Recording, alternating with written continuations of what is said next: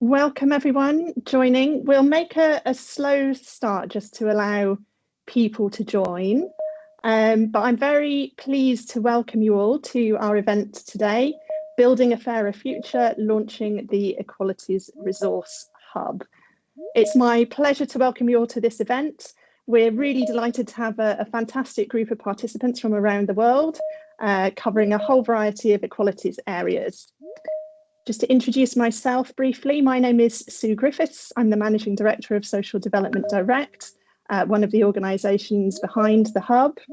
We're also encouraging today for all of our speakers to do a short self-description, introducing themselves. I'm a white woman with short dark hair and glasses. So as you're all aware, we're here today to launch the Equalities Resource Hub, which is a really exciting new online platform funded by UK International Development. The aim of the Hub is to bring together practical, evidence-based tools and resources to support policymakers and practitioners like yourselves to strengthen our individual and collective work on gender and equalities globally. I'd just like to thank you all for taking time out of your days to be here today. Obviously, so many registrations that we've had represent the real importance of the issues that we'll be discussing. I'll just take a moment, first of all, to remind you of the agenda today and also a few housekeeping points. So the agenda, the running order, to start things off, we're hoping to have Alicia Herbert from the UK's Foreign, Commonwealth and Development Office to give us a brief introduction today and set the scene. I think Alicia's having a couple of connection issues, so hopefully we are sorting that out in the background. Sorry, and she'll be... I'm here. Oh, perfect. Wonderful. Yes, thank you. Here. Welcome, Alicia. Okay, wonderful. Not a problem. Okay, lovely. We'll then move on to a panel discussion with activists, practitioners and policymakers from around the globe who will talk about their experiences and how the Hub might be useful to them in their roles. And then finally, we'll take a quick tour of the Hub to show you the key features, the resources, a brief presentation with a video. After each of our sessions, we will have the opportunity for questions and answers, and we would encourage everyone to post their questions, please, and participate actively in the discussion. And just to explain how to do that, I'll run through a few quick housekeeping points. So, first of all, you are all on mute apart from the speakers with the videos turned off. That's to enable the connection to work well, the quality to be good. The event will last 90 minutes. We'll have two Q&A opportunities where we'll take your questions from the chat and the Q&A function. We don't have a scheduled break, but obviously if anyone does want to take a break, please do that.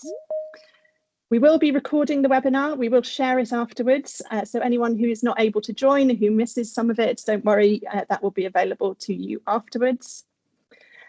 We do want this event to be a safe and supportive space for everyone involved. So if there is any disruption to the event, those people will be removed from the meeting. Hopefully, we won't have to deal with that. And then finally, there'll be a live feedback poll at the end of the event. So please do hang on for that and participate in it just so that we can get all of your views. The event today is in English. We do have live captioning and international sign interpretation provided.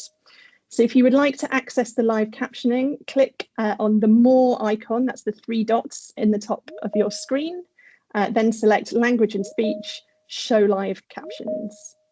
For the international sign interpretation, we have spotlighted our sign interpreter, so they hopefully should be visible on your screen now. If you have any issues with any of the tech, please just put a comment in the chat and we'll help you out as best we can. For questions and answers, we'll be using the Q&A function at the top of the screen. You should be able to see something that says Q&A at the top. Just click on that, open the panel, and you can type and send messages. Do be aware that everyone will be able to see your questions, so they will be visible for everyone involved. Please also, if you have any issues with any of the tech, just use the chat to flag that. If for some reason the Q&A is not working for you, please feel free to post questions in the chat, but it would be helpful if you could just put question next to it, just so that we can pick it out and pick it up quickly. My colleague Anisha is also on hand to help if you would like to email her directly, either to ask questions or raise anything. Her email is anishasagu@stdirect.org.uk. Again, we'll post that in the chat so that you can use it. So I think that brings me to the end of the housekeeping points. Thank you in advance to everyone who has let us know about your accessibility requirements, really helpful. And just to say also, we will put a link to all of the materials being shown today in the chat. So we have a packed agenda ahead. So without further ado, I will introduce Alicia Herbert, OBE, from the UK Foreign, Commonwealth and Development Office, the FCDO. Alicia is the FCDO Director of Education, Gender and Equalities and the UK's Special Envoy for Gender Equality. She has over 25 years of experience in international development, playing a leading role in shaping policy, driving programme delivery and advancing policy reform in countries across sub-Saharan Africa and South Asia. Alicia is kindly going to provide some introductory remarks today and set the scene for our discussion. So over to you, Alicia.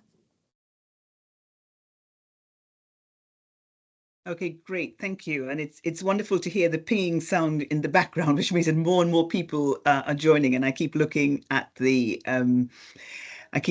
numbers that are ticking up, which is great. There's so many of you on the call and interested in this area. So huge welcome to those of you already on the call, and welcome to those who are indeed still joining. It's a real pleasure to be here today and to be part of this event. Thank you on what is really an important conversation about building a fairer future for all. And indeed, your presence here reflects a shared commitment to making a difference and addressing these critical challenges. The UK government's mission to create a world free from poverty on a livable planet can only be achieved by placing equality at the heart of everything we do.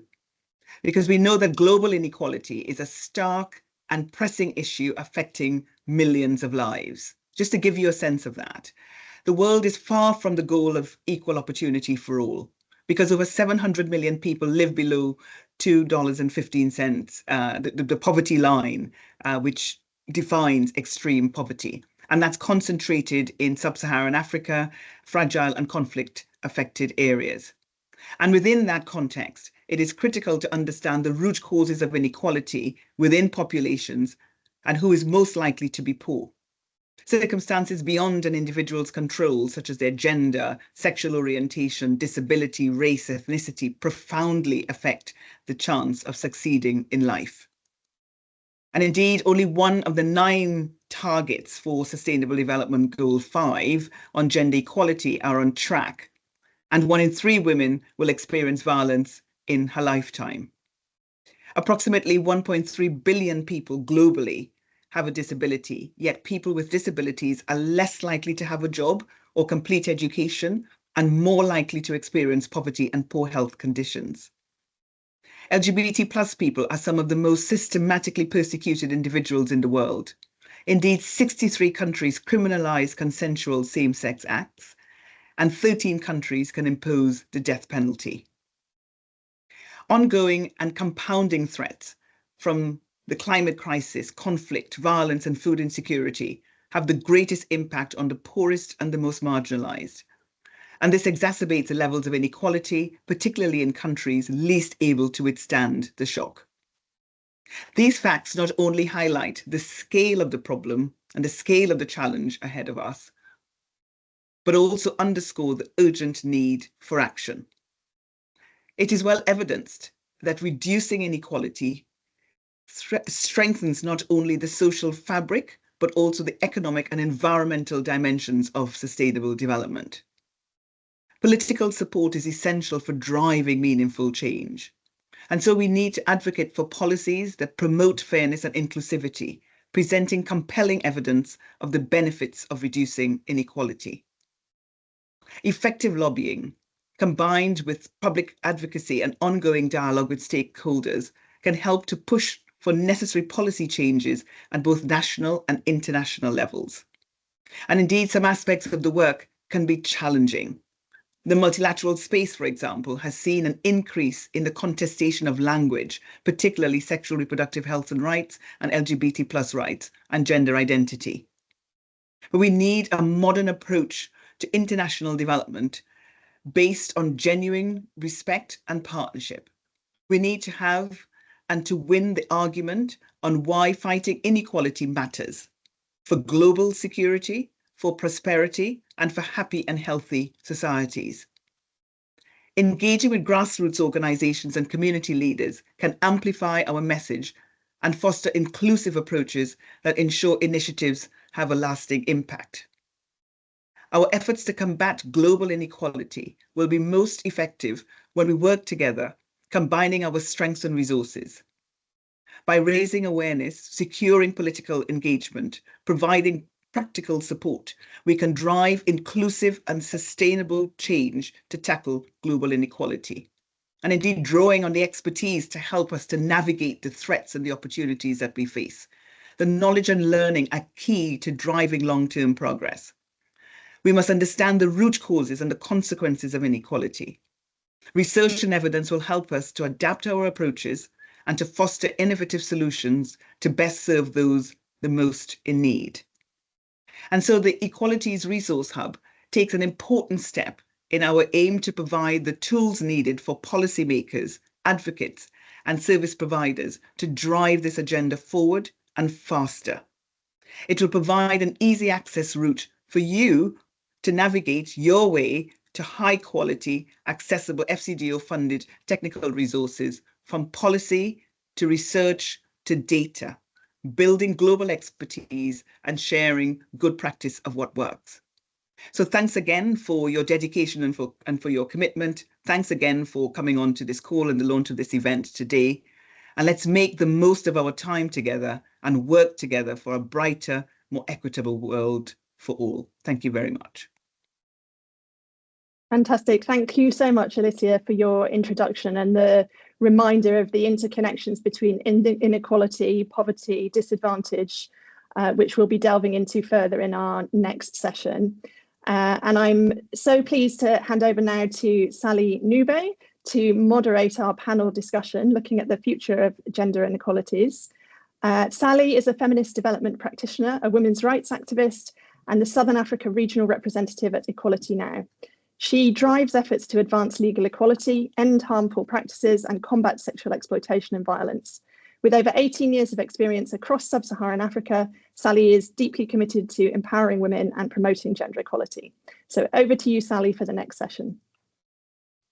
Thank you, Sue, and thank you for painting the picture in the context. Now we want to get to a point where we get in a panel discussion on the future of gender inequalities. So as shared by Sue, my name is Sally Nube. I'm a light-skinned African woman with brown eyes, dressed in a striped dress with a combination of color patterns of brown and turquoise, just embodying and symbolizing our all coming together in our diversity for this exciting launch of the Equalities Resource Hub for building a fairer future.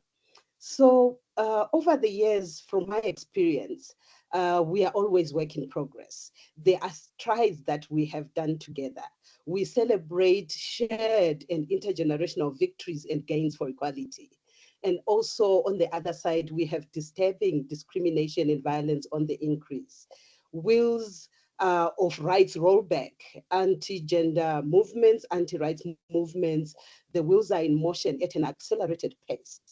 And at the current rate, according to United Nations, it will take it is estimated that it will take 300 years to end child marriage, 286 years to close the gap in legal protection and remove discriminatory laws.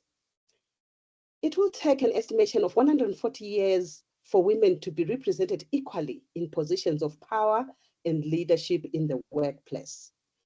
And it will take an estimated 47 years to achieve equal representation in national parliaments. So I'm sharing this because 2024 is an eve of 2025, where we will be commemorating or counting down to the Sustainable Development Goals Road to 2030. And again, we will also be commemorating the Beijing Declaration and Platform for Action at 30. So as we continue during this panel with this process for today, together we will be hearing from activists, practitioners, and policymakers who will share their diverse experience in exploration of the future of gender equalities. Ladies and gentlemen, it is an honor. Allow me to introduce you to the esteemed panelists who will take us through the conversations of the moment. We have Ms. Kawa Mumtaz, who is a renowned feminist and a founder of Action Forum. Kawa has dedicated decades to advancing women's rights in Pakistan and beyond. Second on panel, we have Jane Kihungi, Executive Director of Women Challenged to Challenge. Jane is a leading advocate for inclusion and empowerment of women and girls with disabilities in Kenya and Africa. Third on the panel, we also have Sarita KC, who's an executive director of Mitini, Nepal. Sarita has been pivotal figure in championing legal gender recognition, marriage equality, LGBTQ plus protections across Nepal and worldwide. We also have on panel our fourth panelist being Sam Wolven, who is an FCDO Regional Gender and Equalities Advisor for MENA region. Sam provides strategic guidance on equal and inclusion to British embassies across the region. So to get us started, allow me to invite Kawa. Kawa, as an advocate for feminism and women's rights in Pakistan, what have been the gains and what are some of the backward steps on gender equality and women's rights that you have seen in recent years? Thank you, and good day to everyone who's joined us. I am Kawa Mumtaz. I'm a brown woman from South Asia, gray-haired, glasses, wearing a pink floral dress and a white scarf. My dress is not visible, so that's okay. So you asked me what women's activists have done. I'd like to point out that Pakistan has a very poor social indicators for women, and most of its the status of women is determined more by social norms, cultural norms that exclude women from the mainstream and keep them confined and under control of males. But that is not to say that there are not women who have broken those barriers and have broken the glass ceiling also. We've had a woman prime minister, we've had speakers, we've got university teachers, we have women climbing the Everest mountain and flying jet pilots, it's jet aircraft. So there is this contrast determined by the location. Women in rural areas are more underprivileged than women in the urban areas. Women of class have more privileges and opportunities than those who are socioeconomic at the bottom. So that's an overview of how women is, and therefore the need for advocacy to provide basic services, but also opportunities. So historically, Pakistan has had these very, very positive, strong women's advocacy efforts which have succeeded. And the most important ones have been in the last 40 years, where till that time, when women agitated for rights, the government used to be responsive. About 40 years ago, we found that the government itself was creating this situation, which was discriminatory against women and using religion for justifying it. And that was when a very strong women's movement emerged, which is the Women's Action Forum that you talked about. And what it did was, first of all, give voice to women's issues and brought the whole issue onto the political platform, politicized women's rights as an issue in the country. And I think that was a very successful moment because it led to the increase of women in parliament, for instance, from being, in the last 25 years, there's been a five-fold increase of fixed, promised, mandated women in parliament. And in some places, at the local level, 33%. So there have been successes. There have also been successes in terms of, equal opportunity in administrative services, although we still have a very small percentage of women there, but doors have been opened. So there have been, laws to protect women in workplace, the anti-harassment at workplace. Similarly, customary practices, because really the biggest hurdle in the way of women our customary practices that have to be pushed back and criminalized. In spite of the law, we find that everything doesn't work according to law. And so that's our next focus is on making sure that laws actually are implemented and women are getting their spaces. So, but women are very determined to get their rights, and they're getting also a backlash to that.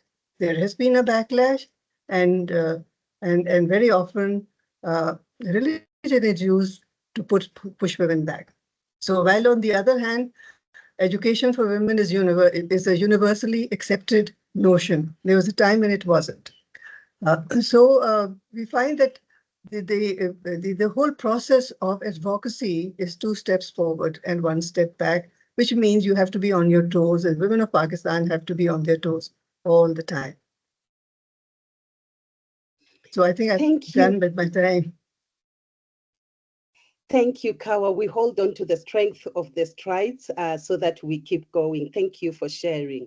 We now move from South Asia all the way to Africa.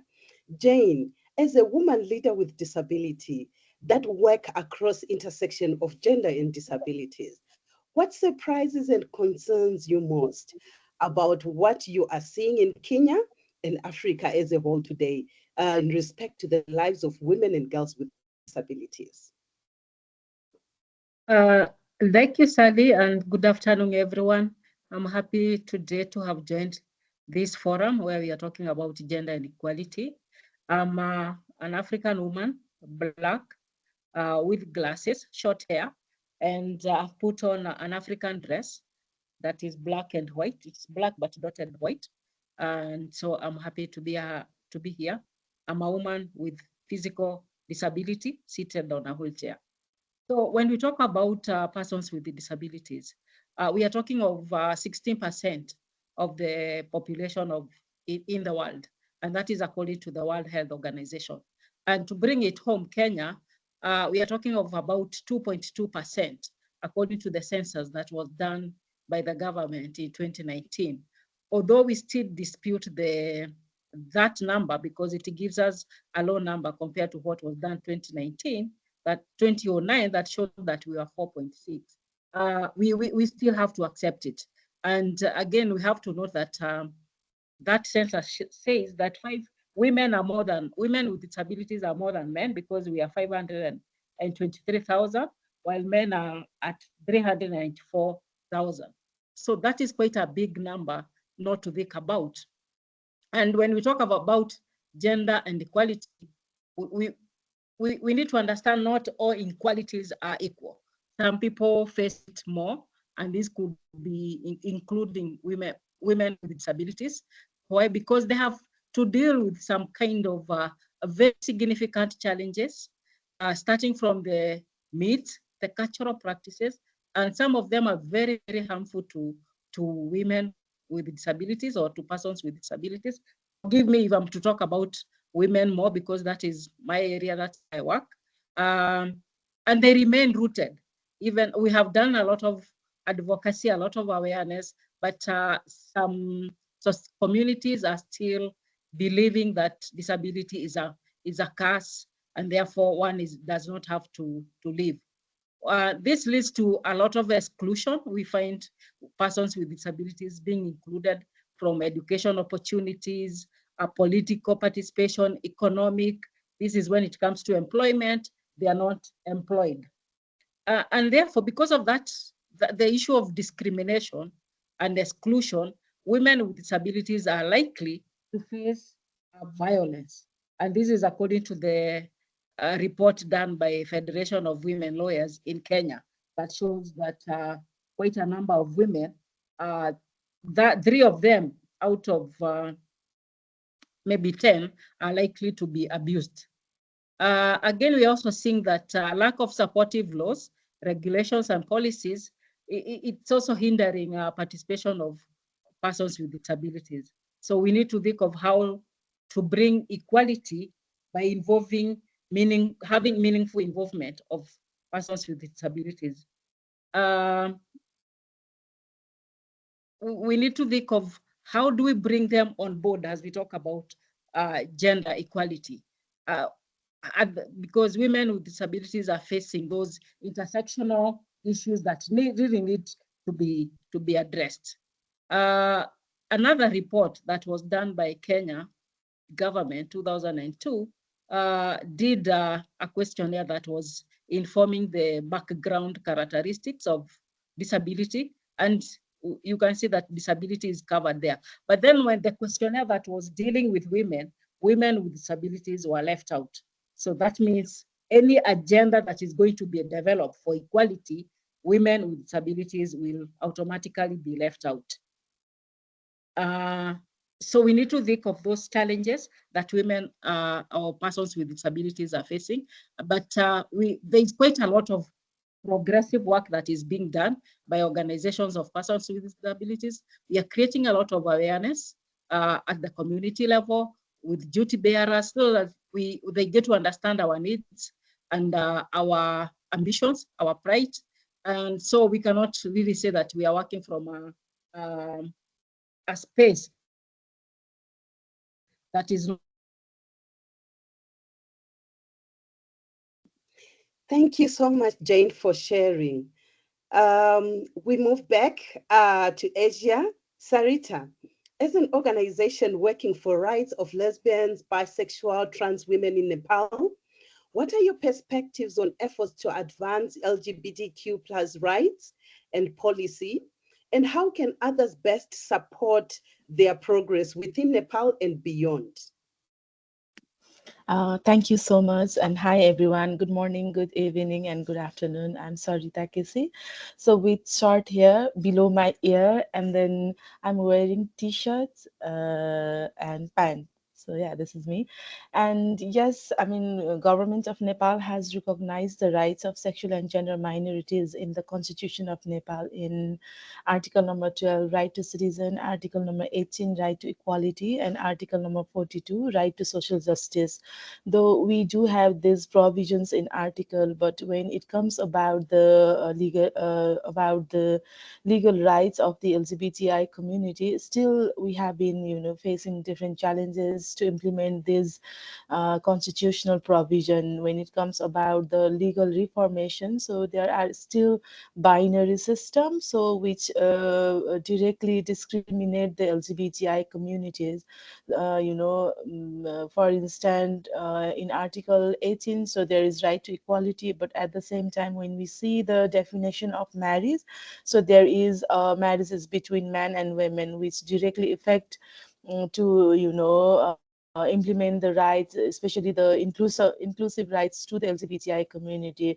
And for this, we have filed a writ petition to change this language in those laws and policies, to change the man and women to person to a person. So this is how some of the words, some of the language should be changed, which can be inclusive for the LGBTI community.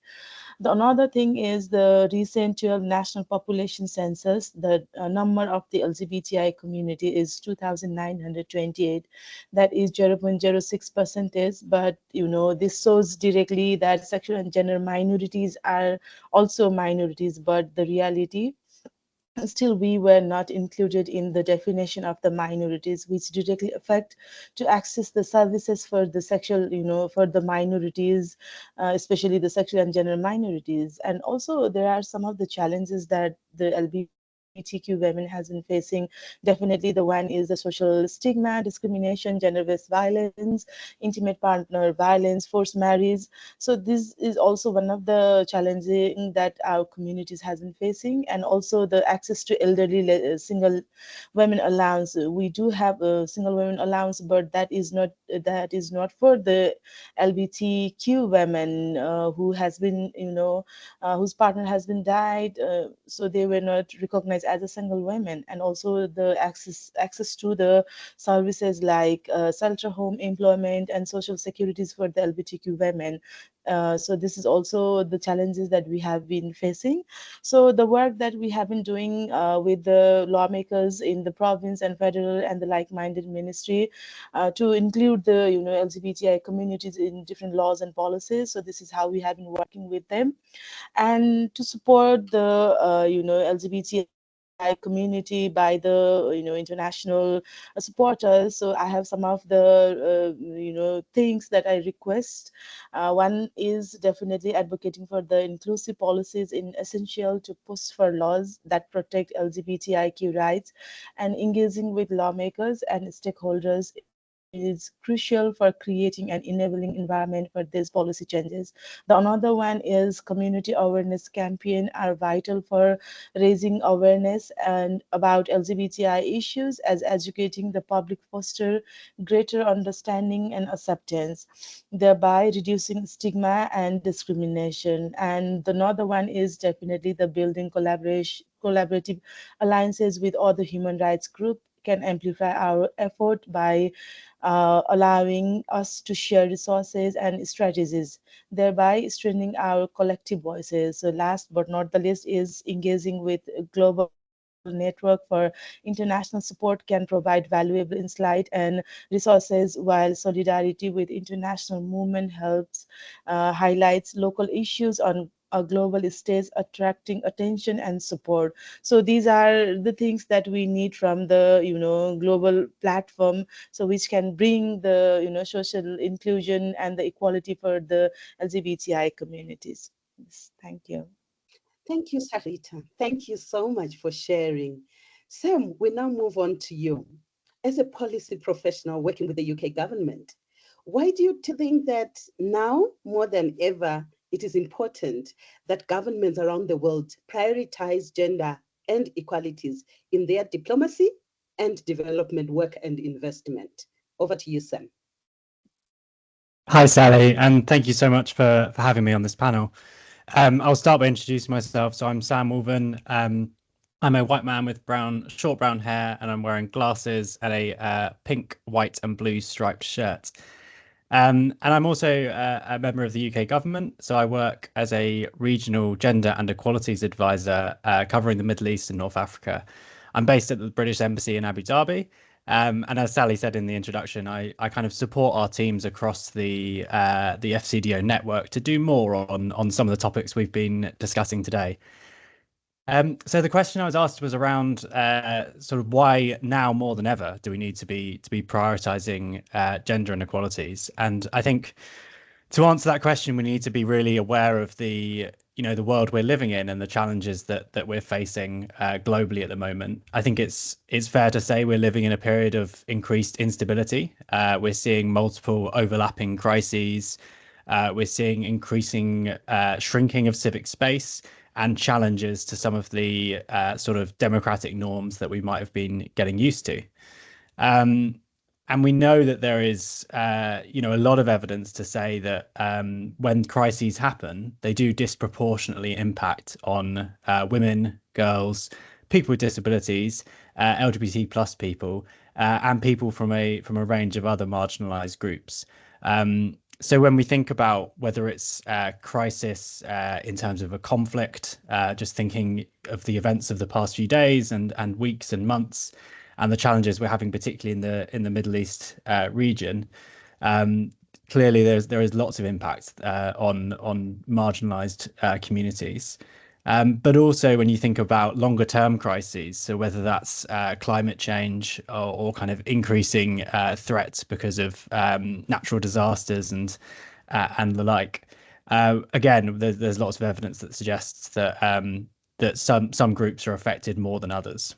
So when we think about this, and we also consider the fact that there is global pressure on economies and on budgets and on the capacity, as the sort of the representative of a donor on the panel, we need to think really strategically about how we deliver our work, both through how we're spending program money internationally, but also how we're dedicating our time in terms of engagement and how we're working internationally. So we do know that there's nothing more impactful than investing in women and girls. There's lots of evidence that suggests that by diverting your funding to organisations run by women and girls, that it does have a disproportionately large impact and does help alleviate crises and issues. But we also know the sort of the longer term factor of that is that by unlocking the full potential of everyone in society, So thinking about how we unlock the potential of all marginalized groups, we know that our economies will be stronger and more resilient, but also that our societies will be safer and more secure as well. So there's sort of longer term knock-on impacts of why we should be focusing on these issues. And by really focusing on the evidence and the data, shows the impact of the work that we do. So just trying to think sort of slightly more broadly in the international sphere and the kind of context that we're now working in.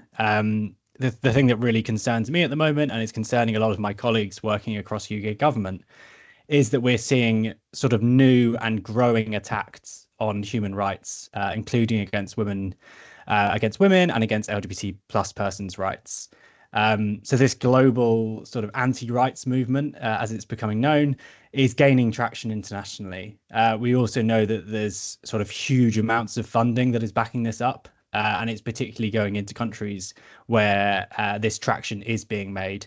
So thinking particularly about countries where laws are currently changing, whether that's around criminalizing homosexuality, or whether it's around changing sort of personal status laws or other types of laws. We know that when these types of laws change, funding becomes readily available from around the world. And it's these sort of conservative advocacy groups that are working at the national, at the local, but also at the multilateral sphere to drive forward this sort of undermining of women's rights globally.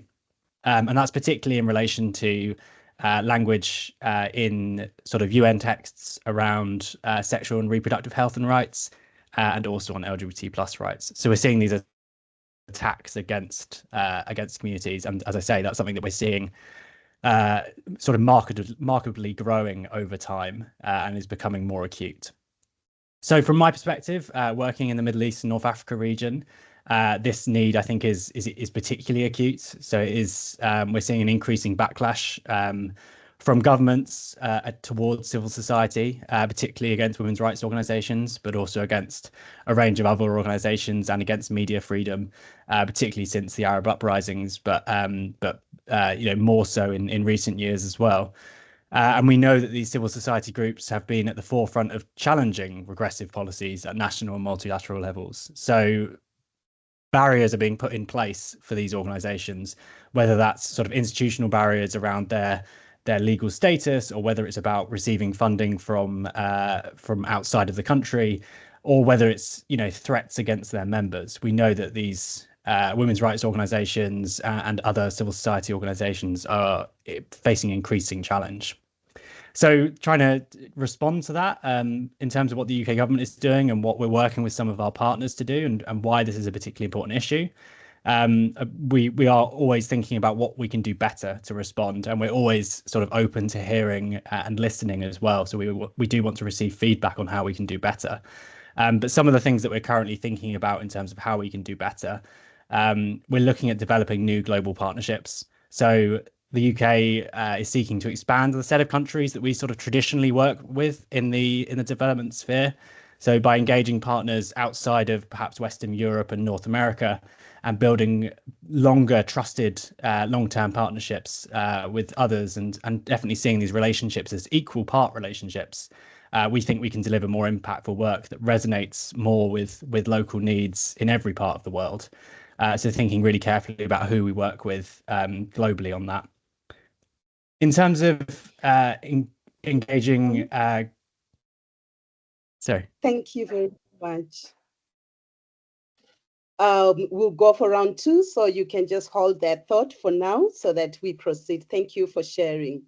So we continue to get excited with your engagement in the chat box, and also to encourage those who have questions and answers that you can use, that you can utilize the question and answer function in the chat box. Now we move back to Kawa. How do you think the Equalities Resource Hub being launched today can contribute to advancing equalities around the world and help build up the evidence base for action and challenge the rollback? Thank you, Sally. That's an important question. In this day and age of social media and information as a big key element in advocacy, it's important to also, and also, as just has been pointed out by Sam, that there's a global aspect or dimension of what's happening now, especially with reference to women and to the marginalized people. So in that sense, there's so much that we need to learn from each other, and a resource hub which can give you a window into what has succeeded in a similar situation like your own in any country. There are similarities, especially where the attitudes and the way women are treated or looked at, and how women's roles have been defined and prescribed without a space for transformation. This kind of a resource hub would be very useful.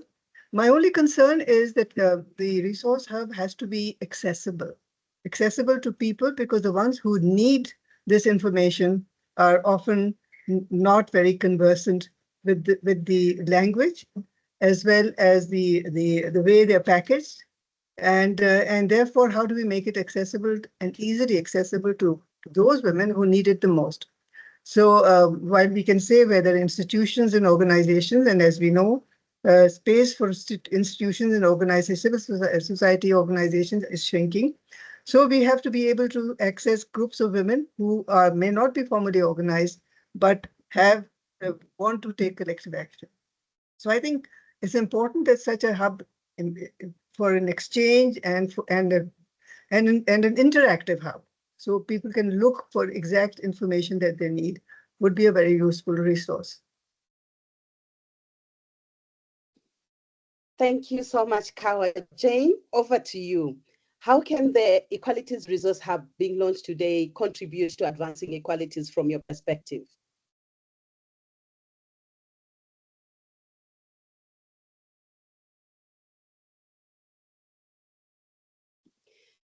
While we wait for Jane's connection, I'll move to Sarita. Sarita, over to you. How can the hub being launched today contribute to bridging the gap and advancing equalities for all, leaving no one behind?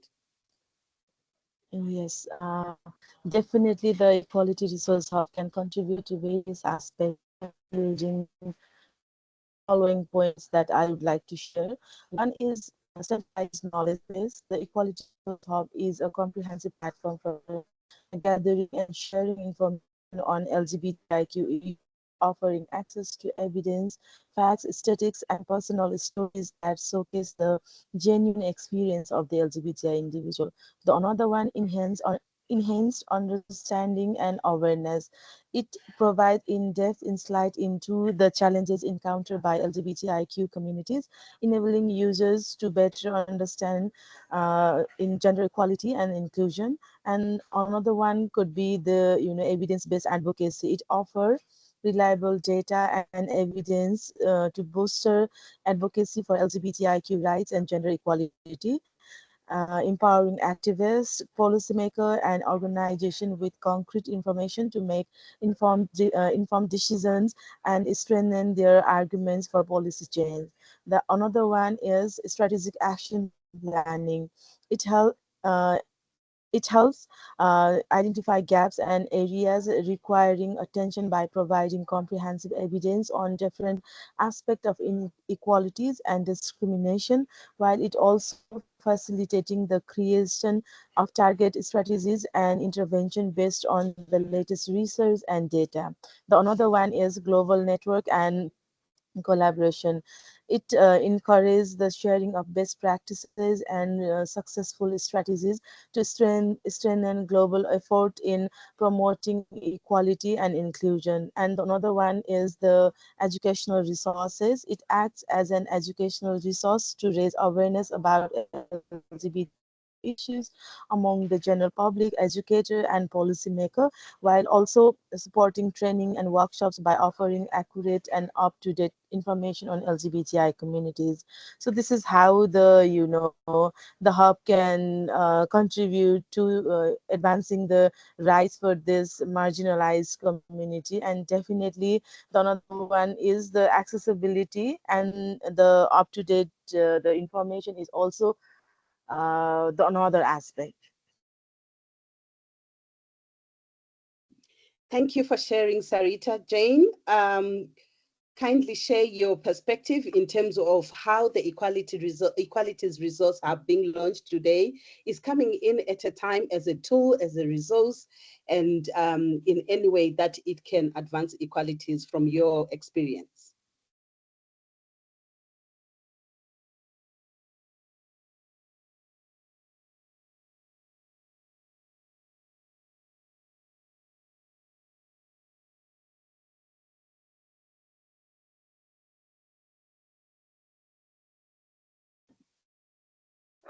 Kindly unmute Jane.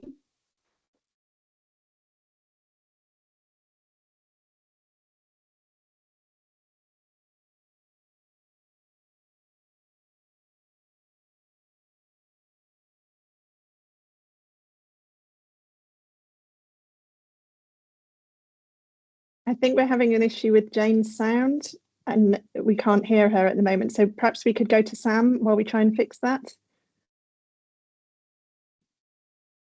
Thank you, Sam. Over to you. You had begun, sharing some of the solutions on how best we can navigate the complexities of the rights rollback and the anti-rights, anti-gender movements, accelerated force for pushback and backlash.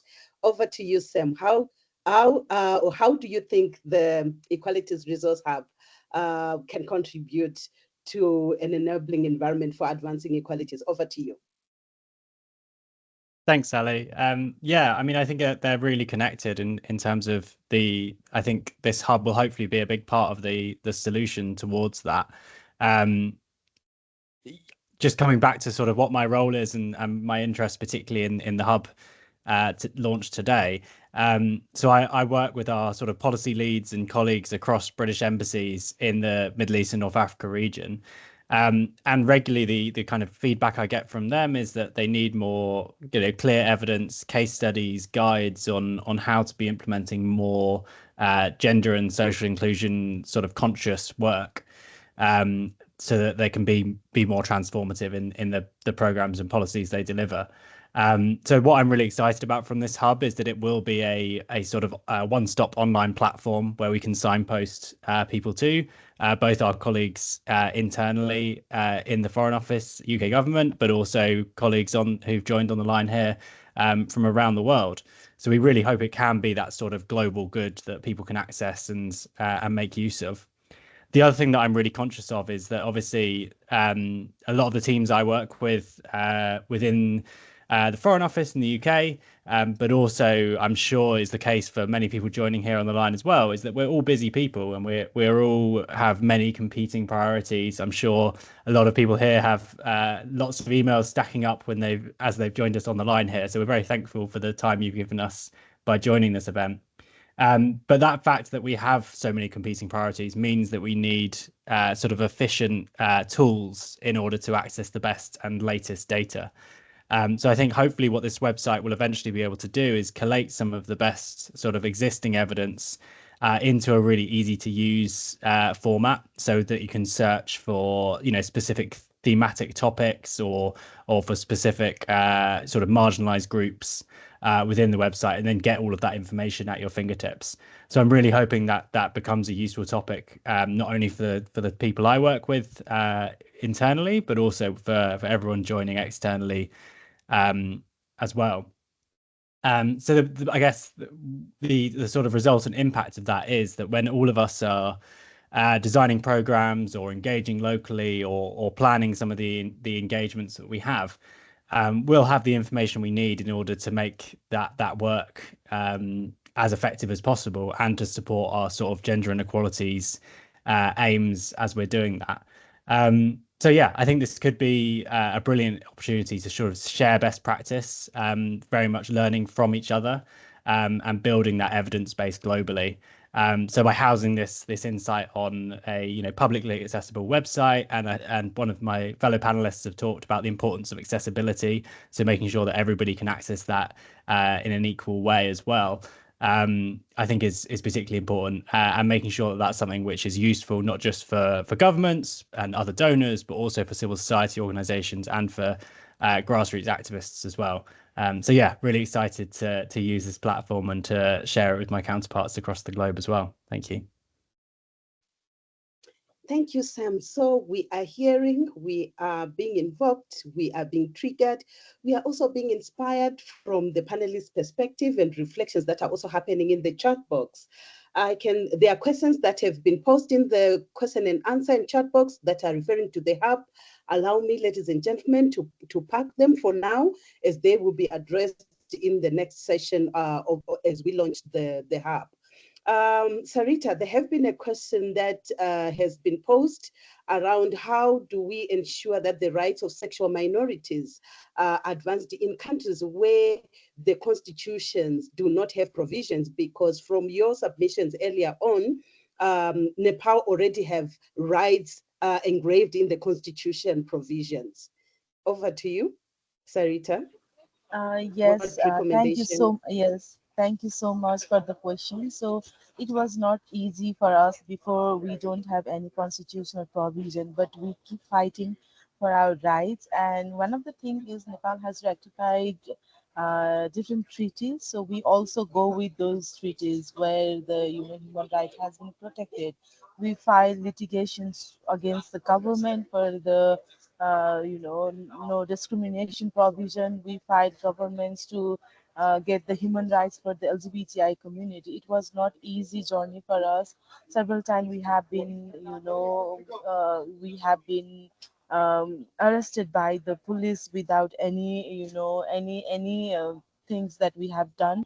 So yeah, we go with the litigation process, and another one is definitely the bonding, the relationship between within the community and the voice with the other civil society organizations, because there has been a strong ally for the LGBTI movement. So it also helped us to get our rights in the constitution. And another one is definitely with the engagement with the lawmaker. That is a key things that we have been doing till now as well. So I request, if you don't have any constitutional right, then make allies who can support the movement, make select the people who are positive on the LGBTI issues. This will definitely help you. And definitely there are some of the government mechanism, the agencies that we do have, so you can also reach out to them for their support, solidarity for the movement.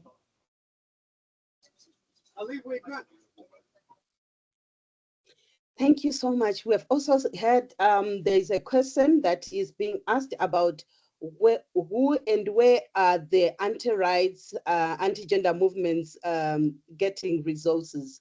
Any panelists who want to take that on?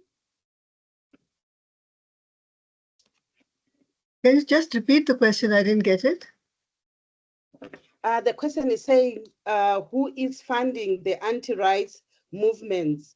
Where is the majority of the funding coming from for anti-rights groups? Well, I can tell you in Pakistan that there are two kinds of anti-rights groups. There are those who are conservative, who feel that, it's a patriarchal, customary society, who feel that there are limits to a woman's equality. But funding comes from more of the extremist groups that work in Pakistan, which are militant groups, religious extremists, who have the kind of group, the Taliban in Afghanistan, that kind of thinking, and funding for those comes from not very open sources. We don't know, but they do get funding from international supporters, and international supporters for religious extremists are we all know there are. I mean, there are stringent measures, but it's not easy to stop them. And government has taken measures, but it's not always very successful. There are many ways in which funding comes, as we can see, especially in the Middle East. There's a kind of militants that manage to get support is from outside the country, and also within the country there are supporters. So that is an issue. Mm-hmm. Sam, did you want to take that on as well in the patterns that you are observing in terms of who is sponsoring the anti-rights groups? Yeah, sure. And I will start by saying it is quite a complex picture, but there has been quite a lot of analysis that's gone into this. So yeah, I do encourage people to sort of look into some of the data around this. But it does somewhat depend by the country that's in question and the type of movement locally. But we do know that certainly in the sort of multilateral sphere, so in the sort of lobbying that goes on in whether it's Geneva or New York, lobbying at the UN, a large portion of that is funded by sort of conservative and right wing and church groups from the US. And some of that is funded from Russia, and then some of that is also driven by countries in the Arab world as well. So the large portions of funding, and I think particularly in parts of Africa, certainly is seen from coming from America in terms of groups based in America. But it is a complex picture, and there is a lot of funding. The stat which I find particularly scary is that the amount of funding going into the anti-rights movement is nearly 10 times more than the funding going into organizations sort of supporting and promoting rights. So yeah, there's certainly an imbalance at the moment in funding. But yeah, definitely something to look into in more detail. So much. Thank you. The focus of the conversation so far have been focusing on groups that are important and who are being marginalized. However, there has been a missing conversation around children, the aged population, who are also facing marginalization.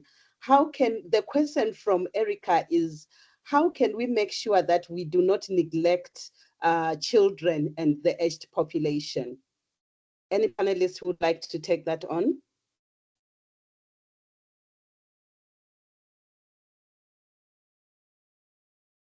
Kawa, with your wide experience, would you like to take that? Actually, every crisis that we have and any anti-rights movement impacts women and children the most, as has been said before also. And children are the ones who are the most vulnerable because they don't have any way of protecting themselves. And in a society where women and children are isolated from the mainstream, they become victims much more. They're much more vulnerable. And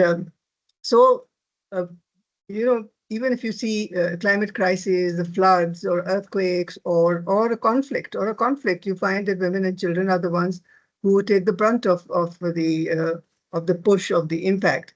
So the question arises: how do we deal with this, and how we can help each other on this? And part of it is to do with the international negotiations, international treaties, and covenants that govern these issues, to make sure that countries that have not signed those or haven't committed to those start that commitment, because then it gives advocates a platform to take their advocacy to the policymakers and the implementers.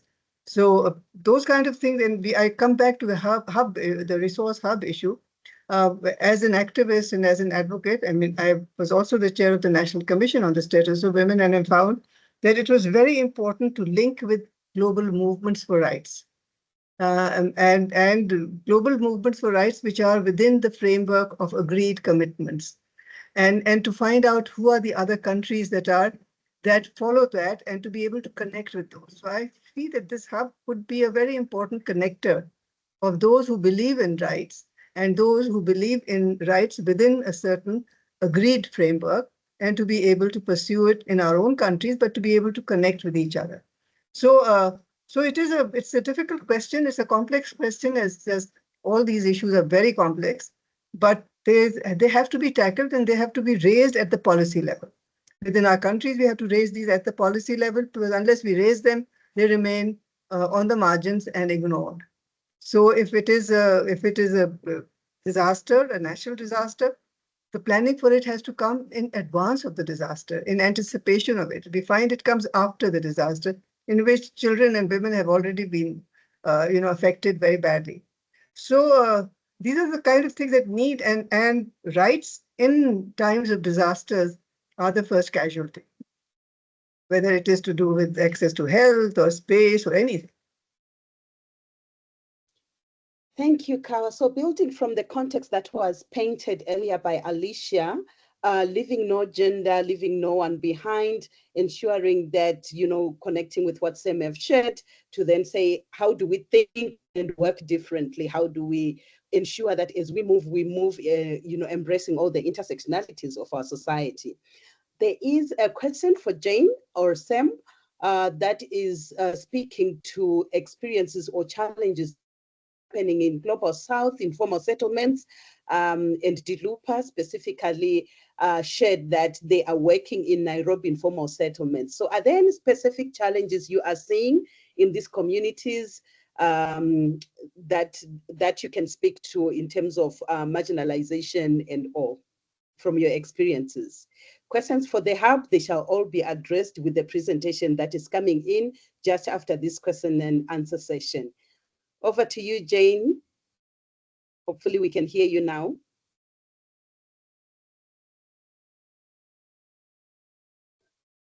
Maybe we move to Sam again in terms of your experiences. Okay, over to you, Jane. I can see your network is kind now. Kindly proceed.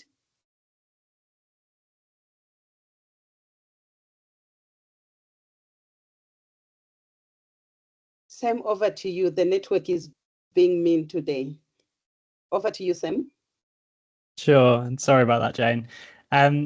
On this question specifically, I will say I'm definitely not an expert on this topic, so I don't want to speak at length on it because I'm sure others in the room know more than I do.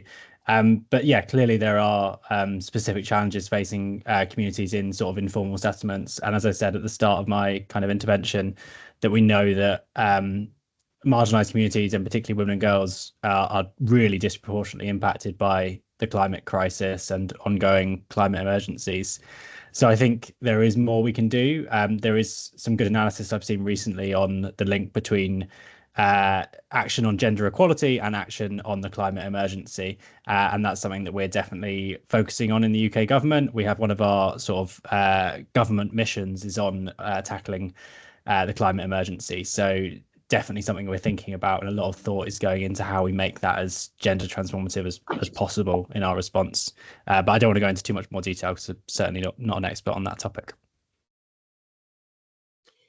Thank you so much. Thank you, panelists, for sharing your experiences and insights. We greatly appreciate the great work you are doing in your diverse communities and capacities to promote equalities for all, leaving no one behind. Colleagues, we have been following questions and answers have been shared. We have engaged. I can see the excitement. I'm also joining in the excitement around the hub because most questions were now directed on the reality of the hub. So time can be challenging for us to continue with what we have spoken about. Let's just gear up and get ready for the hub experience. So our diversity is our superpower. Let's continue to embrace our collective being in partnership and solidarity, linking and learning from each other, showing up and taking action. Together, we have a collective responsibility for acceleration towards a secured, consistent, enabling environment for a future of gender inequalities, which together will co-create, take ownership, play our part. I now hand over to Sue so that we get to the next part of the program.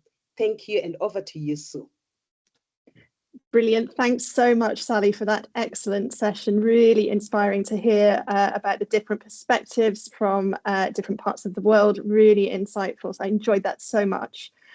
We've already got, as you've said, lots of questions about the hub itself, which is fantastic. So very pleased to move on to our next and final session, which is a presentation and a tour of the hub.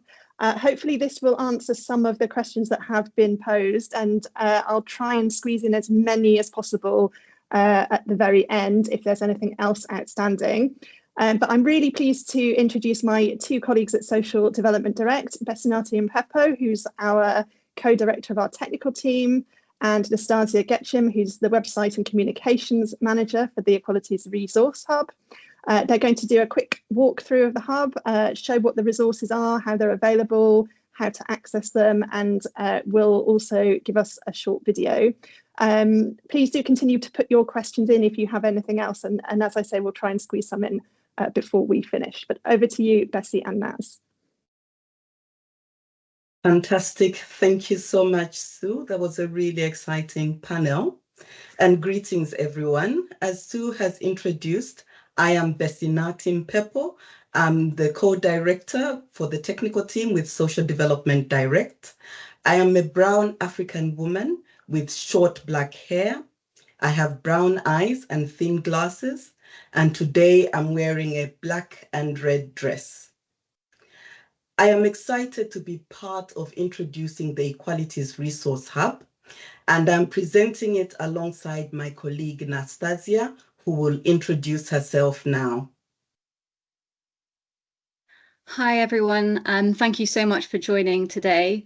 My name is Nastasia Getchim, or Naz for short, and I am the Website and Communications Manager for the Equalities Resource Hub. And I'm a light-skinned woman with brown hair and brown eyes, and I'm wearing a bright blue jumper today. Thank you, Naz. Sylvia, you can move the slide. We will start with a little bit of context. So Sylvia, you can move the slide forward. Keep going. Perfect. Next slide, please. We'll start with a little bit of context. Why did we create the Equalities Resource Hub? As expressed by some of our speakers, we are in difficult times with a range of challenges, including the global rollback of rights, increased authoritarianism, nationalism, and populism.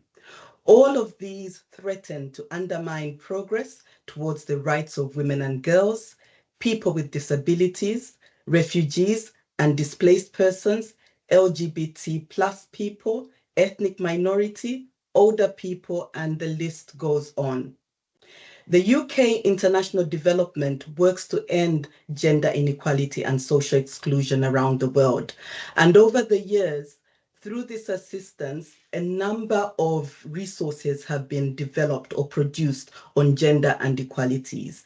And these resources have included evidence, toolkits, program documents, research, training materials, advocacy briefs, tip sheets, and many, many more.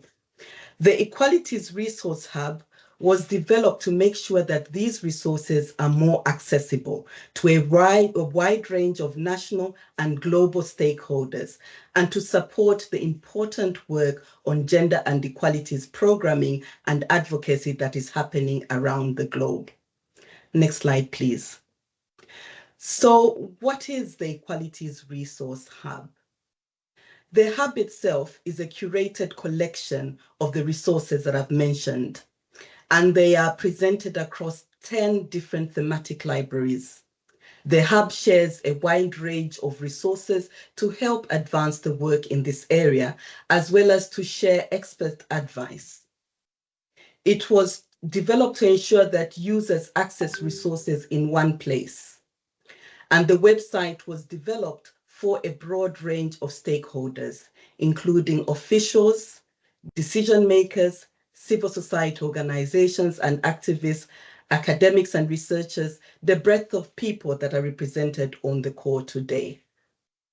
The website was developed in a well-researched manner, and we conducted an initial scoping to assess the appetite for the hub.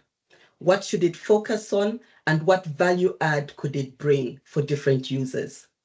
We conducted additional research into the landscape of gender and equalities websites to ensure that the hub was not duplicative. We conducted a participatory user testing process with a range of different stakeholders. And those that participated in the user testing provided feedback on their experience to help us make the hub as user-friendly and accessible as possible. Accessibility is a key consideration of the hub. We developed the website in line with the industry standards on accessibility, and the site itself can be adapted to improve accessibility. And this will be demonstrated shortly through the video that we will share. The site provides links to external websites and resources, and we have done our best to ensure that these are accessible. and have committed to ensuring that resources meet at least the minimum standard with regards to accessibility. However, we recognize that not all resources are fully accessible yet, and we'll be improving and expanding our accessibility offer as something that we will prioritize going forward. Kawa spoke about the importance of accessibility, so I just want to emphasize that point. Next slide, please. So we would like to take this opportunity to demonstrate how to use the website. To mitigate potential internet or bandwidth challenges in screen sharing the live site during the webinar, we are sharing this through a video. We will share the link to the live website in the chat. I think someone has already shared it. And this video will demonstrate how to use the search function and to navigate the resource library. We can share the video now. Welcome to the Equalities Resource Hub. This video will show you how to use the website. The homepage includes a video summarising the content of the Equalities Resource Hub. There is also an audio-only version of this, as well as an easy-read transcript. You can search the website's resources directly from the homepage using keywords and by expanding a set of advanced search options. The advanced search options allow you to search resources by population, such as women and girls, LGBT+ people, people with disabilities, older people, ethnic minorities, and other marginalised people. By theme, such as advancing equalities, ending violence, and inclusive politics, governance, and accountability. And by resource type, such as fact sheets, policy papers, and training materials. The resources are also organised into separate thematic libraries according to the theme they focus on. You can access these thematic libraries from the homepage and also from the Resources drop-down menu. The most recent resources are also displayed at the bottom of the homepage. At the bottom of the homepage, you can find our safeguarding framework and privacy policy. You can also find our accessibility statement, which has advice on how to make our website more accessible according to your individual needs. You can turn on the high contrast version of the website for greater accessibility. The Equalities Resource Hub conforms to the Web Content Accessibility Guidelines. The website is fully functional on all mobile, tablet, laptop, and desktop devices. Moving back to the top of the page, you can see the main menu that's available on every page. The About section gives more information about the Equalities Resource Hub and its intended audience. It gives some information about the wider Promoting Equalities regional programme, which the Equalities Resource Hub is a part of.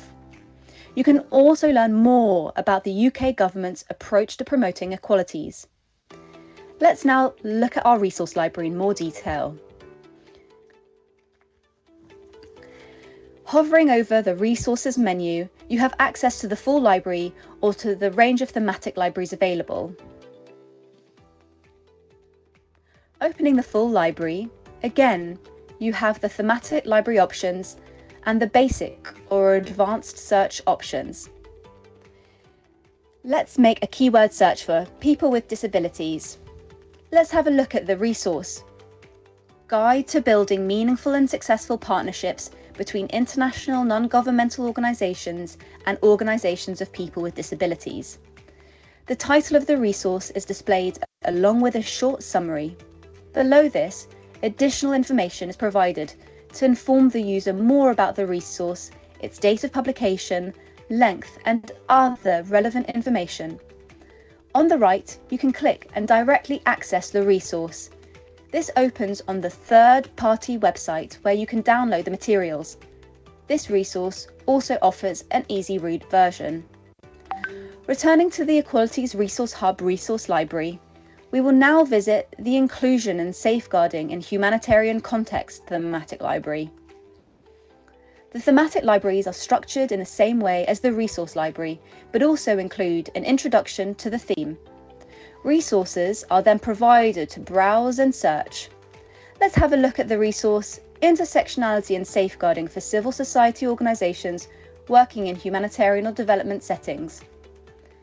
Information about this resource is displayed in the same way as for the previous resource that we just viewed. All the other thematic libraries work in the same way as this one. We encourage you to explore them. Moving on, we have the Update section, which provides access to the latest events relevant to Equalities work. Each event is summarised with information about the themes, location, date and organiser. There is also a link to the event's official website. The last section of the website is the contact form. Users can use this to provide feedback or make suggestions about any aspect of the website. Importantly, it is possible to send anonymous feedback without sharing your name or email address. There is also a separate option to report a concern about potential harm that is caused through engaging with this website or any associated activities. This can also be done anonymously. Lastly, in the top right-hand corner of the website, we provide a quick way for users to leave the website quickly and safely if they need to. A final note to encourage users to now explore the website and use the resources to advance their work to tackle global inequality.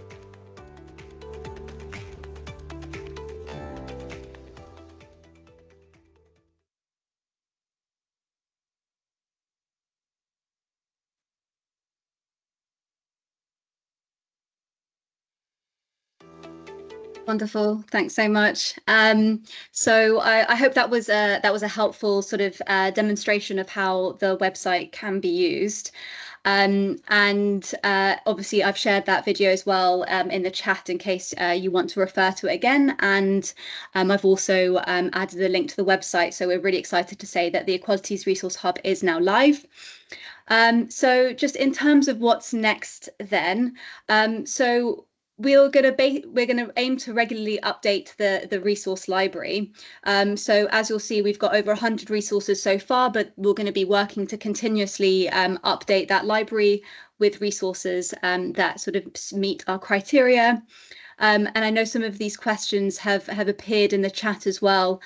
So just to say that we are also aiming to make resources available in multiple languages and in accessible formats as well. At the moment, we've just mapped all of the resources that are available, and we've recognized that there is a gap in terms of language and accessible format. So that's going to be something that we are going to be strive to fill the gap in our work. Then another key area is around research. So we've kind of done an initial mapping, and that mapping has highlighted where there are some gaps. So whether that's in population types or in thematic areas. And so our work starting from now is going to be making sure that we identify those key gaps and start developing resources that address those gaps. In addition to developing resources, we're also going to be hosting more events like this one in slower time, and we'll also be publishing news that is relevant to gender inequalities, as well as blogs that you'll be able to access through the website. And we will be sharing a regular newsletter, which will inform you of any of the new resources that we've uploaded or any blogs that we've uploaded, so that you've got that news right in your inbox so you can stay up to date with what's happening on the hub. And then finally, in terms of how to keep engaged, so we do have accounts on social media, so you can follow us on LinkedIn and X, and I'll share those links in the chat now. And that's basically where we're going to be posting really regular updates, so spotlighting specific resources and letting you know when new resources are developed, and generally just posting news that's relevant to this particular area around gender and equalities. You're obviously welcome to spread the word, let colleagues and networks know who might find this particularly useful, and encourage them to use the website. As I mentioned previously, we'll have a newsletter, so that's going to be updates straight to your inbox. And then obviously we encourage you to visit the website and take a look at the latest tools that we've got available there. And what we aim to do is to sort of gather feedback regularly. We want to make sure that the hub is as useful for you, its users, as possible. So we do sincerely encourage you to let us know if there's anything we can do to improve our offer. And we'll be seeking to make regular updates to ensure that it's continuously used. Thanks. I think back over to you, Sue. Brilliant. Thank you very much to Betty and Naz for that. I know so much work has gone in behind the scenes to get it to this launch point, and it's really fantastic to see the fruits of everyone's labour coming to our screens. We've got about 5 minutes that we can squeeze a couple of questions in. And just to say, I know there are a lot of questions in the chat, so please, this is not your only chance. Please do get in touch with us by any of the means that Naz has outlined. We're very keen to hear from people about how we can take the hub forward in future. But just to pick out a couple that have been asked by a few people. So one is on intersectionality and how the hub will accommodate those areas where there may be cross-cutting issues or intersectional issues. How does that appear within the way that hub is structured? And then just to take the second one, perhaps at the same time, how will you be prioritising new resources for putting on the hub? Will you be soliciting input from, for example, on the ground researchers, OPDs, WROs? And does it have to be research or pieces of work that are funded by FCDO, or is it also open to other types of resources as well?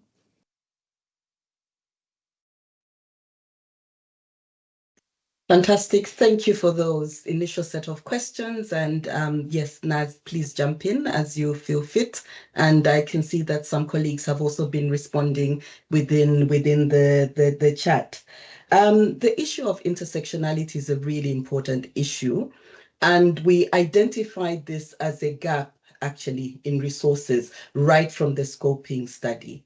So when we did the initial scoping, intersectionality was identified as an area where a lot of people would want to access resources.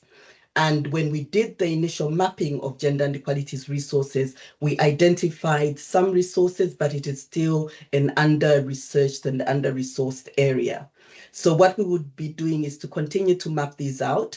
If you go and use the search function on the hub and put in intersectionality, it should bring up the resources that are existing in this particular area.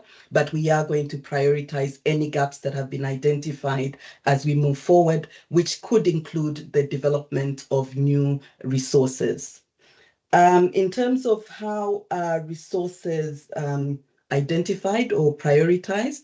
So we periodically map resources. The initial mapping that we did, I think it covered quite a number of thousands of resources, and we narrowed down from there. So we will continue to map on a periodic basis following a number of criteria, including we want the most up-to-date resources, the most relevant or emerging themes that, that we're hearing are important to the different stakeholders, and of course, ensuring that the different resources that are existing on the various help desks, for example, are included on the hub.